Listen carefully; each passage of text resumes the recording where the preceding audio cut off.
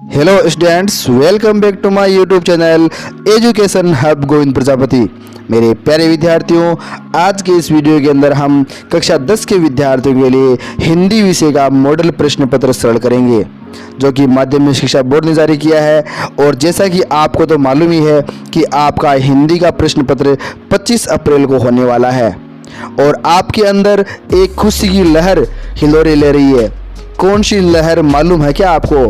हाँ, मुझे पता है कि आप जानते हैं, और वो लहर है परीक्षा रूपी युद्ध की भावभीनी विदाई। जी हाँ, आपकी परीक्षा रूपी जो युद्ध था उसकी विदाई आप करने जा रहे हो 25 अप्रैल को, और आपके हिंदी के प्रश्न पत्र के साथ आपकी बोर्ड परीक्षाएं संपन्न होने जा रही है। तो इस हिंदी के पेपर की शानदार तैयारी होनी चाहिए और जोश और उमंग के साथ अपना पेपर दीजिए, ताकि आपका पेपर बहुत ही अच्छा हो। कहते हैं कि अंत भला हो तो सब भला ही भला होता है, इसलिए यह पेपर अच्छा होना आपके लिए बेहद आवश्यक है। अतः अपने पेपर की तैयारी की जांच कर लीजिएगा, क्योंकि आपको तो पता ही है, मैं हर बार एक ही बात आपसे बोलता हूँ, तैयारी की जांच होना बेहद जरूरी है। तो हिंदी के प्रश्न पत्र में पहला प्रश्न जो है वह अपठित गद्यांश का है, यानी अपठित गद्यांश है, और उसमें से आपको 5 न्यू टाइप बेस प्रश्न पूछेंगे। प्रत्येक प्रश्न एक अंक का होगा। इस प्रकार ये अपठित गद्यांश जो है वह आपकी कुल कितने नंबर का हो गया? 5 नंबर का हो गया। जिसमें पहला क्वेश्चन है, उपयुक्त गद्यांश का शीर्षक लिखो।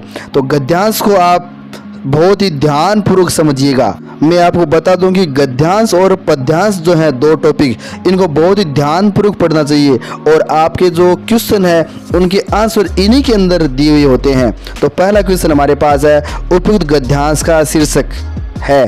तो इसका राइट आंसर जो है वह हमारे पास अनुशासन का महत्व है। आप इसको पढ़ेंगे तो अनुशासन का महत्व के बारे में इसमें चर्चा की गई है।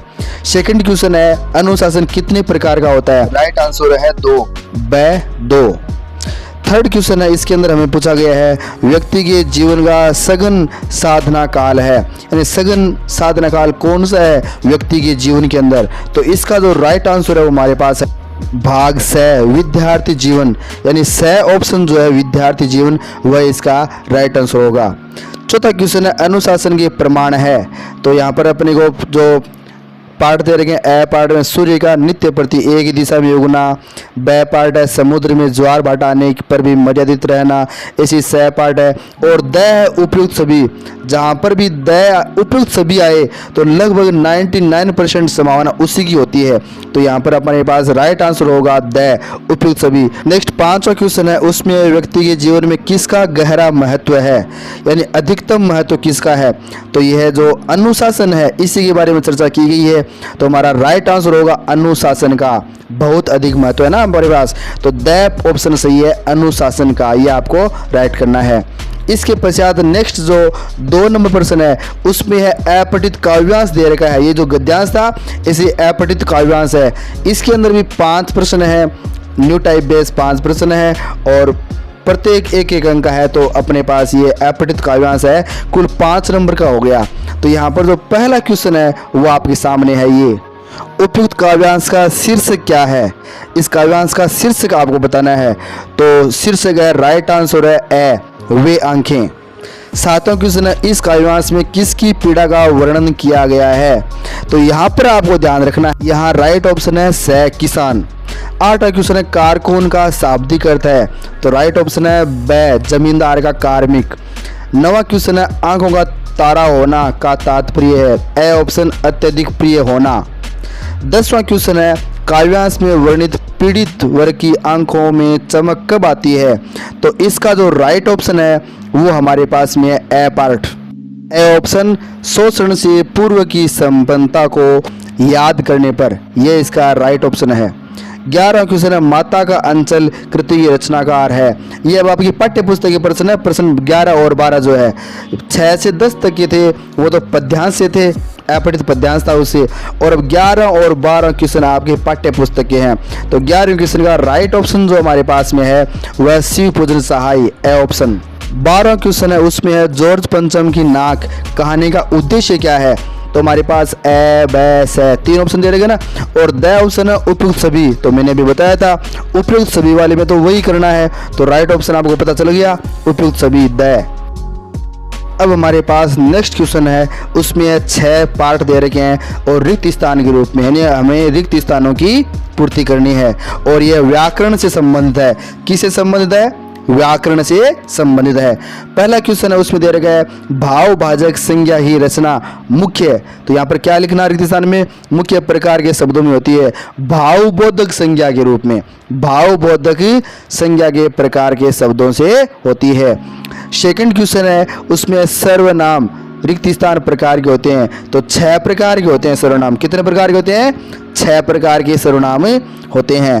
क्वेश्चन नंबर 3 जो इसके अंदर शब्द जो किसी वस्तु, पदार्थ या जगह की मात्रा, तौल या माप का बोध कराते हैं वे होते हैं द्रव्यवाचक। कौन से होते हैं? द्रव्यवाचक होते हैं। चौथा पार्ट है, हिंदी क्रिया पदों का मूल रूप ही धातु है। क्या है?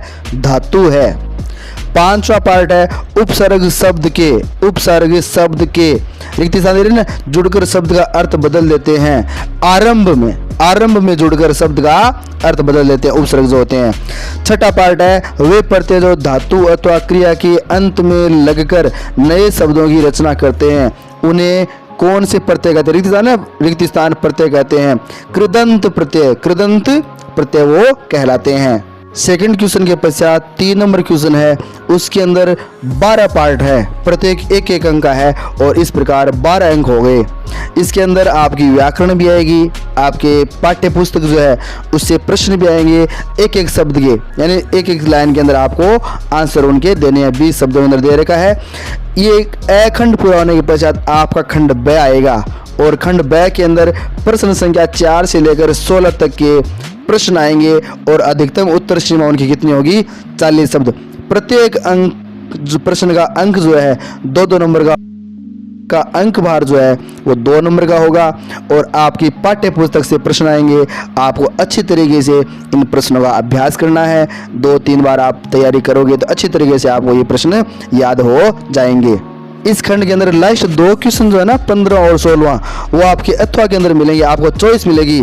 तो आपके तो मजे बढ़ गए ना। ये आप आराम से जो भी अच्छा प्रश्न आपको आए वो आप यहाँ पर पुट आउट कर सकते हैं। नेक्स्ट भाग जो स शुरू होता है, खंड ब के पश्चात खंड स शुरू होगा, तो उसके अंदर आपके पास पठित गद्यांश, इसका अर्थ है कि आपकी पाठ्य पुस्तक का गद्यांश है जो, तो उसकी आपको सप्रसंग व्याख्या करनी है। यह 3 नंबर का प्रश्न है और इसके अंदर भी आपको चॉइस मिलेगी। इट मीन्स आपको अथवा के अंदर यानी 2 पार्ट आपको मिलेंगे, आपको जो अच्छा लगे वो उसकी आपको सप्रसंग व्याख्या करनी है। नेक्स्ट 18 क्वेश्चन जो आएगा वह पठित पद्यांश होगा, यानी आपकी पाठ्य पुस्तकाई पद्यांश है और उसकी भी आपको सप्रसंग व्याख्या करनी है। यह प्रश्न भी कितने नंबर का होगा?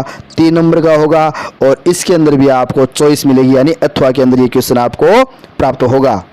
18वें क्वेश्चन के पश्चात क्वेश्चन नंबर 19 और क्वेश्चन नंबर जो 20 है वो आपकी पाठ्य पुस्तक से है और चॉइस आपके पास 3 नंबरों के प्रश्न है।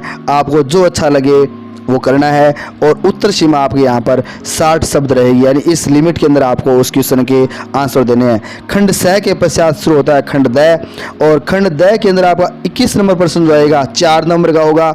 निबंध आपके पास आएगा और निबंध की सीमा जो है 300 से 350 शब्दों के अंदर आपको लिखनी है, यानी 3-4 पेज के अंदर आपको वो लिखनी है। आपकी जो उत्तर पुस्तिका है ना उसके 3-4 पेज में आपको लिखना है। पहला है राष्ट्रीय एकता और ये पॉइंट आपके हैं, इनके ऊपर आपको उसे एक्सप्लेन करना है। यदि आपकी इस निबंध पर तैयारी नहीं है तो सेकंड ऑप्शन आपके पास है, यानी आपको 4 ऑप्शन मिलेंगे, यानी 4 निबंध आपको दिए होंगे और आपको किसी एक पर निबंध लिखना है। तो आप आराम से जो अच्छी तरीके से आपको आता हो, जिसकी तैयारी की हुई हो, वह निबंध आपको लिखना है। स जो आपके पास दे रहेगा तीसरा ऑप्शन वह सड़क सुरक्षा, यानी सड़क सुरक्षा के बारे में आपको निम्न जो 4-5 पॉइंट दे रखे हैं इन पर आपको उसकी निबंध लिखना है। और नेक्स्ट 4 नंबर जो आपके पास निबंध है वो दे रखा है मातृभाषा और उसका महत्व है, तो उसके बारे में 4 पॉइंट दे रखे हैं, उन पर आपको यहाँ पर इसे एक्सप्लेन करना है।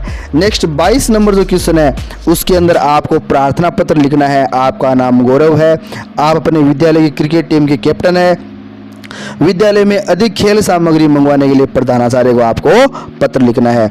एक आपके पास अथवा के अंदर इसमें लेटर है, पढ़ाई हेतु छात्रावास में रह रहे अपने छोटे भाई को पत्र लिखना है कोरोना वायरस से संक्रमण से बचाव के लिए। जो ज्वलंत आपके लिए अभी टॉपिक हमारे पास में ये है।